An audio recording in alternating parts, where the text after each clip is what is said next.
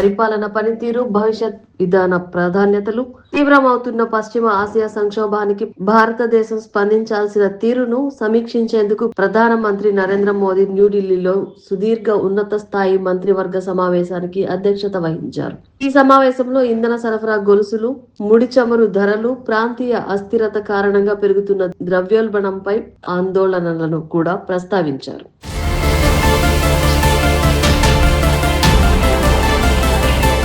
ఈ విస్తృత చర్చలు అనేక కీలక రంగాలపై దృష్టి సారించాయి. పరిపాలన మరియు పనితీరు సమీక్ష. పరిపాలన పనితీరును వేగవంతం చేయాలని, పెండింగ్ లో ఉన్న పనులను పూర్తి చేయాలని, గత విజయాల గురించి ఆలోచించకుండా భవిష్యత్ ప్రాధాన్యతలపై దృష్టి పెట్టాలని ప్రధాని మోదీ కేంద్ర మంత్రులందరినీ కోరారు. అనవసరమైన వివాదాలను నివారించాలని, మొత్తం పరిపాలన సామర్థ్యాన్ని మెరుగుపరచాలని మంత్రులను ఆదేశించారు. పశ్చిమ ఆసియా సంక్షోభం. ఈ వివాదం వల్ల భారతదేశంపై పడే ఆర్థిక ప్రభావాన్ని ఎలా తగ్గించాలనే దానిపై cabinet committee on security (CCS) విస్తృత చర్చలు జరిపింది.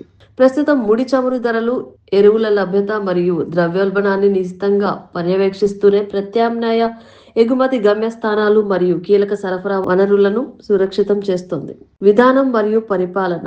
కీలక కేంద్ర పథకాల పురోగతిని మూల్యాంకనం చేయడానికి మరియు రాబోయే పాలనాపరమైన కార్యక్రమాలకు మార్గసూచిని రూపొందించడానికి ఈ సమావేశం ప్రభుత్వానికి ఒక ప్రధాన సమీక్ష కార్యక్రమంగా ఉపయోగపడింది.